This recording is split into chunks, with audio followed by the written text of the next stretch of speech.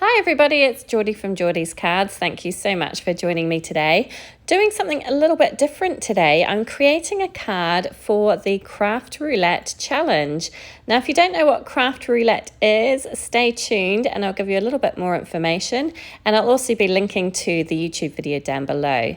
So the parameters for the card today were a project with outside, inside, any colors, critter elements, and 4 square.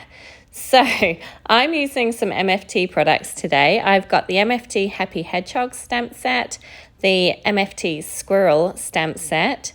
I'm also using MFT's Forest Friends stamp set just for that sentiment that says let's go nuts.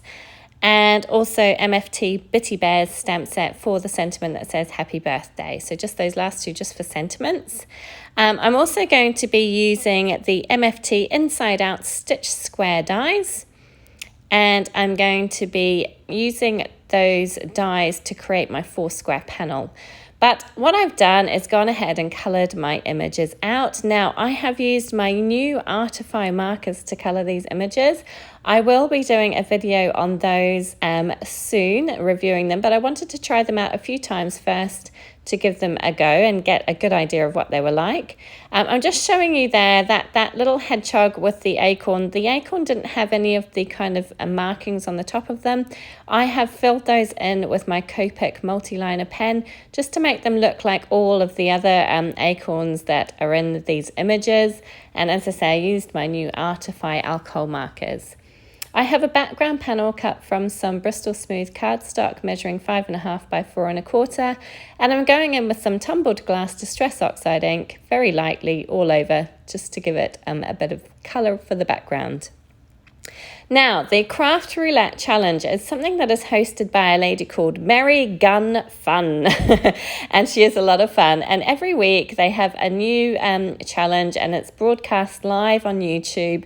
And they set these parameters, and she has a guest crafter with her, and they both work on a card in real time that meet those parameters. And then you are given some time to create your own card and submit it to the challenge. And in doing so, you could win yourself a prize. So I've linked to the YouTube video below. Go and check it out. It is loads of fun. I've now taken this Lawn Fawn Fall Fling paper pack, and I've taken this kind of green paper, and I've cut it down to 5.5 by 4.25, and I am using my pencil to kind of mark where my little stitched square is going to go. Now, if you have a 4 square backdrop die that already has the 4 squares cut out of it, that would be perfect. I didn't have that, and because one of the parameters was inside out, I wanted to use these inside out dies so that I kind of fit in with that parameter of my cut for my card. So I am marking out where I'm going to put my die down. Now, it doesn't end up being exact. I tried to measure it out perfectly. I think it's pretty good. It passes, put it that way. But I just wanted my 4 squares to be kind of at the top of my panel and then to have a little bit of space at the bottom. And my little square measures about 1 3/4. So what I'm doing, I've kind of marked a 1/4 inch from the edge and going to put my square in there, and then there's like a 1/4 inch gap between the 2 squares at the top and a 1/4 inch gap between the 2 squares at the top and the 2 squares at the bottom. I hope that makes sense. And I've just gone ahead and cut that out. Obviously used that same die 4 times to create that window. And I'm just going to place it flat down onto my background panel. I've gone ahead and placed all my images out to try and figure out where I want them, and I'm just kind of gluing this tree branch piece on first and foremost so that I get that into the correct placement. And once I've done that, I'm going to go ahead and glue the whole panel down on top. I am doing this flat. I did consider doing a shaker card, but these images are quite large and they fill up most of the space in those squares. So I figured you probably wouldn't see much of the shaker element anyway. So I just decided to adhere everything pretty flat down. I am going to pop that little kind of trio of leaves up on a foam dot so that it's a little bit dimensional from the back of the card. But other than that, and the sentiment, which I'm also going to pop up on some foam squares, Everything else is just adhered flat with some liquid glue. I'm just trimming off the edge there. It was just there was just a slight overhang, so just use my scissors to trim that off and make sure everything is glued down properly. And there we go. I'm going to put that little foam square on the back of those leaves just so they pop up a little bit from the base of the card. Once that's done, I can just stick everything else down where I want it. So I'm just kind of placing everything down, make sure I get it into the right spots, and then I'll go ahead and use my liquid glue to pop everything down.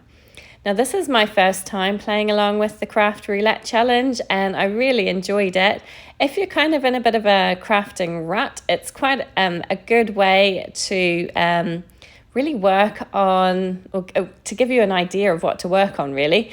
So it's great for that. Obviously, you've got these 4 parameters. They change every week. There's loads of different combinations. And you just have to make a card that kind of fits in with those parameters. And you can do that any way you like. There is a Facebook group, and everybody posts their cards on Facebook as well. And I'm kind of blown away by the variety that I've seen on there. Everybody's got the same parameters, but the different cards are incredible. So definitely go and check it out. It's a lot of fun. As you can see from the back of my images, I had stamped these out and I didn't stamp them out very clearly. My cardstock moved a little bit and they got a bit blurry, so I just flipped my cardstock over and re-stamped them out. I do that if that happens. And thankfully you can't see through this cardstock. It works really, really well. I'm using Transotype Perfect colouring paper for my colouring. So everything is attached down nicely. I've then gone ahead and taken this Concord and Onyx Autumn Hues die set and my 2 sentiments. I've cut that die out of some Lawn Fawn Gotta Have Gingham paper, and I kind of just slightly curved my sentiments to fit with the curve of the banner. And now I'm going ahead and attaching some foam squares down on top so that my sentiment banner can be a little bit raised from the flatness of the rest of the card. And I just think that little pop of dimension adds something to it. You wouldn't necessarily need to do that, but I just felt like it added a little bit extra to my card. And once that is all stuck down, hopefully relatively central, then that is my card done. I just have to attach it to my card base. So for a little bit of added extra, I stamped out one of the sentiments from the Happy Hedgehog stamp set and one of the little hedgehogs. And I just used a white card base, top folding, 5.5 by 4.25. And I'm going to attach my panel down on top with some liquid glue, and then my card is complete. And I had so much fun playing along with this one today. As I say, I'd urge you to go and check out that Craft Roulette. It's a lot of fun. I hope you enjoyed this one today. Do give it a thumbs up if you did. Do please leave a comment. I would love to hear from you, and please do subscribe to my channel. I would love to see you come back again. Thank you so much for joining me today. Take care.